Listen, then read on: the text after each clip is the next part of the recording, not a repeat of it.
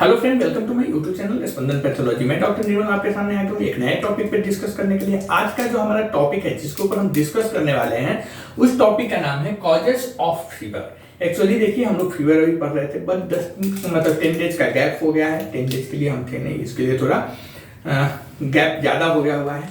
But आज हम लोग कवर करेंगे कॉजेज ऑफ फीवर, मतलब बुखार होने का क्या कारण है, बुखार का कारण क्या होता है हमारे बॉडी में, किस वजह से हमारी बॉडी में फीवर होती है, बुखार होती है। तो कॉजेज ऑफ फीवर में हम पहले देखेंगे तो bodies temperature is balanced by the area of the brain called the hypothalamus, your own interior thermostat.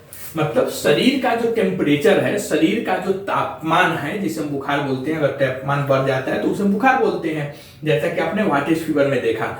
तो यहाँ पे क्या बता रहा है, the bodies temperature is balanced by the area of the brain called the hypothalamus, your own interior thermostat. मतलब शरीर का तापमान, शरीर बॉडी का टेम्परेचर ब्रेन के उस एरिया के द्वारा कंट्रोल किया जाता है। हमारी बॉडी में जो टेम्परेचर है, हमारी बॉडी की जो टेम्परेचर है या जो बुखार होता है वह हमारे ब्रेन से कंट्रोल होता है। तो ब्रेन के उस एरिया से कंट्रोल किया जाता है जिसे हम हाइपोथैलेमस कहते हैं। तो आप डायरेक्टली बोल सकते हैं कि हमारी बॉडी की जो टेम्परेचर है या जो बुखार वगैरह होती है, फीवर होती है, वह कौन कंट्रोल करता है, कौन बैलेंस करता है? तो वह हाइपोथैलेमस, जो हमारे ब्रेन के मस्तिष्क के अंदर होता है, वह कंट्रोल करता है। ओके, तो the bodies temperature is balanced by the area of the brain called the hypothalamus, your out interior thermostat. मतलब हमारी बॉडी के टेम्परेचर ब्रेन के उस एरिया के द्वारा कंट्रोल किया जाता है जिसे हाइपोथैलेमस के नाम से जानते हैं, और यह आपके अपने बॉडी का इंटीरियर थर्मोस्टेट होता है। The hypothalamus makes temperature adjustment when the body encounters certain conditions, occasionally resulting in an elevated body temperature। मतलब कि हाइपोथैलेमस जो है, तो हाइपोथैलेमस सबसे पहले आप समझ गए हाइपोथैलेमस कहाँ रहता है, तो ब्रेन के अंदर आता है, मतलब मस्तिष्क के अंदर आता है। इसका काम क्या है, तो यह हाइपोथैलेमस हमारी बॉडी की टेम्परेचर को कंट्रोल करता है, नियंत्रित करता है। अब क्या बता रहा है कि जो हाइपोथैलेमस है, यह हाइपोथैलेमस जो बॉडी के कुछ खास कंडीशंस में, कुछ खास परिस्थितियों का सामना करने पर हमारे बॉडी की तापमान को एडजस्टमेंट करता है। एडजस्टमेंट करने के बाद जिसके परिणाम स्वरूप कभी कभी हमारी बॉडी का टेम्परेचर बढ़ जाता है, जिसे हम बुखार भी कहते हैं। तो हमारे बॉडी का टेम्परेचर कब बढ़ जाता है, तो हमारी बॉडी का टेम्परेचर मतलब हमें बुखार कब हो जाता है। आप सीधा बोलिए कि बुखार कब हो जाता है, या फिर इसे हम बोलेंगे बॉडी का टेम्परेचर कब बढ़ जाता है। तो जब हाइपोथैलेमस बॉडी के कुछ खास परिस्थितियों में या खास परिस्थितियों का सामना करते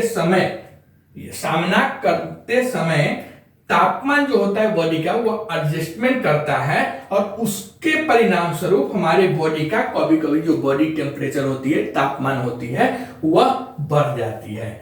जैसे परिणाम स्वरूप हमारे बॉडी का कभी कभी टेम्परेचर, तापमान बढ़ जाता है। जैसे तो कॉजेज ऑफ फीवर में आप देखेंगे, बुखार होने के कारण जो देखेंगे तो उसमें बहुत सारे चीज शामिल है, बहुत सारी फैक्टर्स के ऊपर डिपेंड करता है कि बुखार क्यों हो रहा है।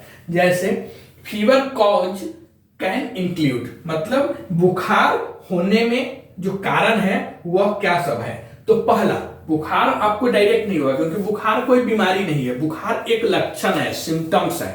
बुखार कोई बीमारी नहीं है, हम आपको फर्स्ट से ही बता रहे हैं कि जो बुखार है, फीवर है, यह कोई बीमारी नहीं है, यह एक लक्षण है हमारे बॉडीज का, सिम्टम्स है। जो बॉडीज का टेम्परेचर बढ़ जाता है तो उसे हम बुखार कहते हैं या फीवर कहते हैं।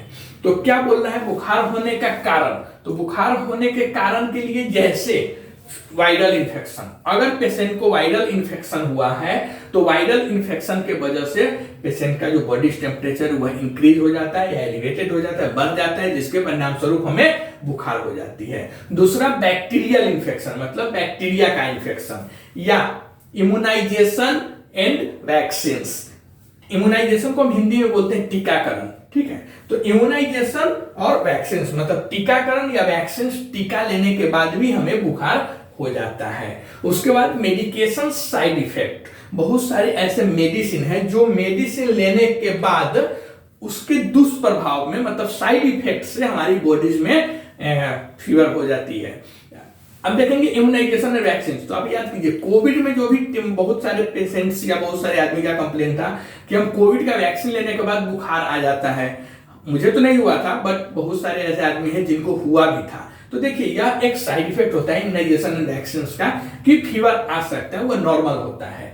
दूसरा मेडिकेशन साइड इफेक्ट। तो बहुत सारे ऐसे मेडिसिन हैं जो मेडिसिन खाने के बाद उसके साइड इफेक्ट्स में बुखार 1-2 दिन आ जाते हैं। उसके बाद आप देखेंगे टीथिंग इन बेबीज। अगर छोटे बच्चे हैं, शिशु जिसे बोलते हैं, तो छोटे बच्चे में जब दांत आते रहता है, उस दांत आने के समय भी बच्चे को फीवर हो सकता है, बुखार हो सकता है। हीट एग्जॉस्शन का मतलब है कि गर्मी अगर आपको ज्यादा लग गई है, गर्मी के पास आप ज्यादा गर्म चीजों के पास आप ज्यादा रह गए हैं, तो उसके वजह से भी आपको बुखार हो सकती है। उसके बाद सनबर्न का मतलब है कि धूप की ललिमा, मतलब ज्यादा धूप लग जाने से आपके स्किन में अगर ज्यादा धूप लग गई है तो उसके वजह से भी आपको बुखार हो सकती है। तो बुखार होने का मेन जो कारण है, यह सब ही कारण है। कॉजेज अगर आप देखेंगे कॉजेज ऑफ फीवर में, तो कॉजेज ऑफ फीवर में आप देखेंगे वायरल इन्फेक्शन, मतलब वायरल इन्फेक्शन को हम हिंदी में बोलते हैं विषाणु जनित संक्रमण। ओके, मतलब विषाणु के द्वारा जो संक्रमण होता है उसे हम वायरल इन्फेक्शन इंग्लिश में बोलेंगे और हिंदी में उसे विषाणु जनित संक्रमण बोलेंगे। दूसरा जो है बैक्टीरियल इन्फेक्शन को हिंदी में हम बोलते हैं जीवाणु संक्रमण। उसके बाद इम्यूनाइजेशन एंड वैक्सीन, मतलब टीकाकरण और टीके। उसके बाद मेडिकेशन साइड इफेक्ट, मतलब दवा का दुष्प्रभाव। टीथिंग इन बेबीज, बच्चे को जब दांत आता रहता है उसे हम बोलते हैं टीथिंग इन बेबीज। हीट एग्जॉस्शन का मतलब है गर्मी से थकावट। और सनबर्न मतलब आपकी स्किन में ज्यादा सन, मतलब धूप की ललिमा आपको ज्यादा लग गई है।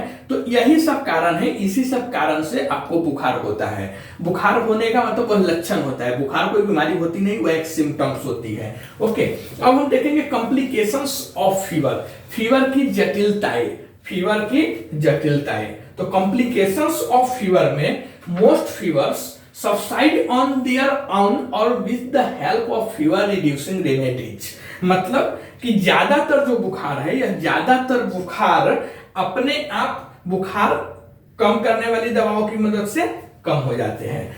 जो कॉम्प्लिकेशंस ऑफ फीवर में हम देखेंगे most fever subside on their own और with the help of fever reducing remedies.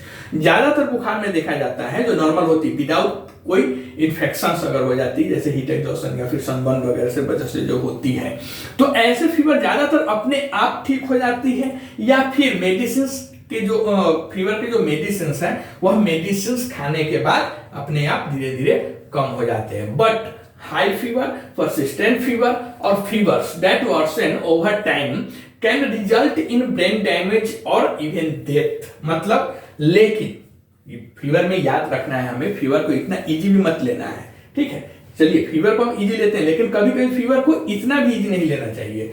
जैसे ज्यादातर जो बुखार है वह बुखार अपने आप या बुखार कम करने वाली मेडिसिन दवाओं की वजह से कम हो जाता है, लेकिन तेज बुखार या लगातार अगर कंटिन्यू फीवर है किसी को, जिसे हम परसिस्टेंट फीवर बोलते हैं, या समय के साथ बिगड़ने वाला बुखार जो होता है, यह बुखार बहुत डेंजरस हो सकता है। यह बुखार आपके जो ब्रेन डैमेज, मतलब मस्तिष्क की क्षति, जिसे हम इंग्लिश में बोलेंगे ब्रेन डैमेज, और यहां तक कि मौत का कारण भी बन सकता है। एक नॉर्मल फीवर के वजह से भी इंसान मर सकता है। कब? तो अगर हाई फीवर है, परसिस्टेंट फीवर है और fever that version over time can result in brain damage और इवन डेथ। ओके, तो यह हमें याद रखना है। नेक्स्ट, फेब्राइल और फीवर सीजर्स, यह क्या है? तो देखिए फेब्राइल और फीवर सीजर्स जो होता है, इसे हम हिंदी में बोलेंगे बुखार, ज्वर या बुखार के दौरे। जैसे मिर्गी के दौरा पड़ता है, वैसे छोटे बच्चे में बुखार के भी दौरे पड़ते हैं। ओके, तो यह फीवर सीजर्स क्या है?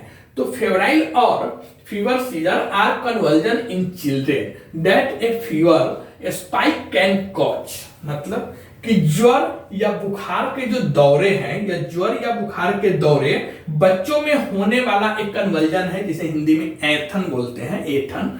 तो वही क्या है, कन्वर्जन है, जो बुखार के बढ़ने से होता है बच्चे में, मतलब बेहोश वोश हो जाएगा, देह हाथ पूरा टाइट वाइट कर देगा छोटे बच्चे, ऐसा आपको देखने में लगेगा कन्वर्जन टाइप का। तो यह भी एक बुखार के दौरे में होते हैं। But fever seizures are not the same as epileptic seizures lasting for 1 to 3 minutes and are generally not serious. मतलब बुखार के जो दौरे होते हैं या बुखार के दौरे, मिर्गी के दौरे, मिर्गी आपको याद होगा जिसे हम इपिलेप्टिक सीजर्स बोलते हैं, तो बुखार के दौरे मिर्गी के दौरे जैसे नहीं होते हैं। बुखार के वजह से भी दौरा आता है, कन्वर्जन आता है पेशेंट्स में, छोटे बच्चे में, लेकिन यह मिर्गी का जो दौरा होता है वैसा नहीं होता है। बुखार दौरा जो होता है, यह बुखार के दौरे मिर्गी के दौरे के जैसे नहीं होता है। और यह जो बुखार के वजह से जो दौरा आता है, यह बुखार के दौरा 1 से 3 मिनट तक का ही होता है और आमतौर पर यह सीरियस नहीं होता है, मतलब गंभीर नहीं होता है। ओके, तो कॉजेस ऑफ फीवर का कारण क्या था? तो कॉजेस ऑफ फीवर मतलब फीवर होने का क्या कारण है, तो यही आप देख लीजिए कि शरीर का तापमान जो होता है, टेम्परेचर होता है, वह ब्रेन के उस एरिया के द्वारा कंट्रोल किया जाता है जिसे हम हाइपोथैलेमस कहते हैं। ओके, और यह आपका इंटीरियर, आपके बॉडी का इंटीरियर थर्मोस्टेट होता है। उसके बाद हाइपोथैलेमस बॉडी के कुछ खास परिस्थितियों का सामना करने पर हमारे बॉडी के टेम्परेचर को एडजस्टमेंट करता है, जिसके परिणाम स्वरूप हमारी बॉडी की टेम्परेचर, तापमान कभी कभी बढ़ जाता है। कब बढ़ता है? तो जैसे वायरल इन्फेक्शन हुआ है, बुखार होने का मतलब कारण क्या है? तो या तो वायरल इन्फेक्शन की वजह से, बैक्टीरियल इन्फेक्शन होने की वजह से, इम्यूनाइजेशन और वैक्सीन के वजह से, मेडिकेशन साइड इफेक्ट्स के वजह से, टीथिंग इन बेबीज के साइड इफेक्ट्स के वजह से, हीट एग्जॉशन और सनबर्न के वजह से बुखार हो सकता है। अब हम बात करेंगे कॉम्प्लिकेशंस। तो कॉम्प्लिकेशंस में क्या होते हैं?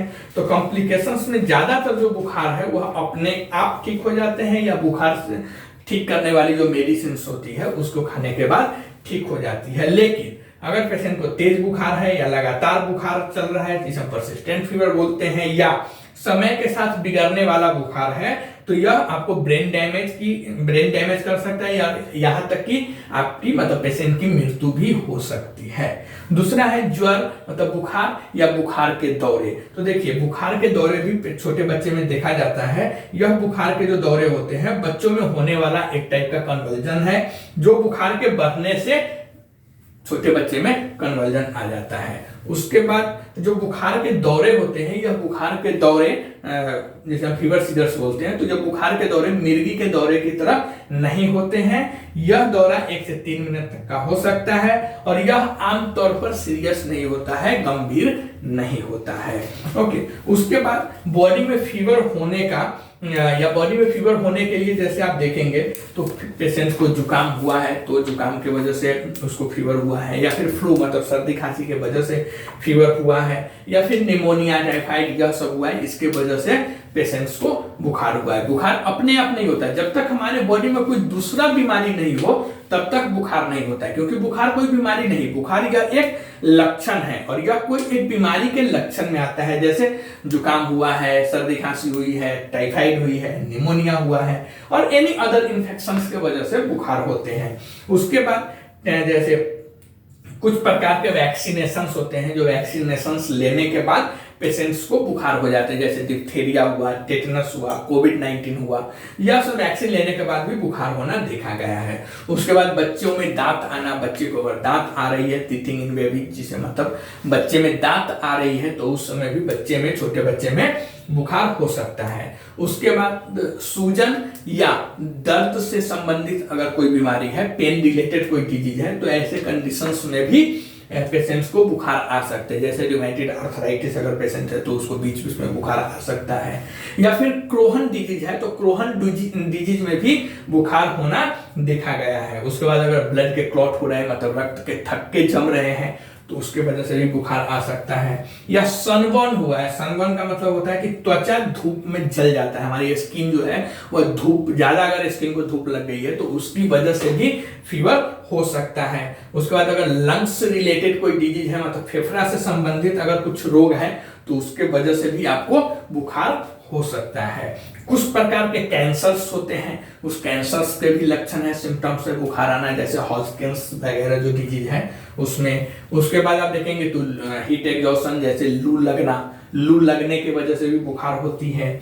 शरीर में अगर पानी की कमी हो गई हुई है तो शरीर में पानी की कमी होने पर भी बुखार आना देखा गया है। या फिर नशीले पदार्थ लेना, अगर कुछ आप नशीले पदार्थ ले रहे हैं और मेनली वह नशीले पदार्थ अगर आप छोड़ रहे हैं, मतलब उसे छुटकारा पाना चाह रहे हैं, तो वो नशीले पदार्थ को छोड़ने के बाद आपको होने वाली बेचैनी के साथ साथ बुखार भी हो सकते हैं। तो यही सब कारण होता है बुखार होने का। कॉजेज ऑफ फीवर में आप यही सब लिखिए, ठीक है। आप कमेंट करके बताइए वीडियो आपको कैसा लगा। अगर यह वीडियो आपको अच्छा लगता है तो प्लीज इस चैनल को सब्सक्राइब कीजिए, लाइक कीजिए, शेयर कीजिए। मिलते हैं एक नए टॉपिक पे डिस्कस करते हुए, तब तक के लिए थैंक यू।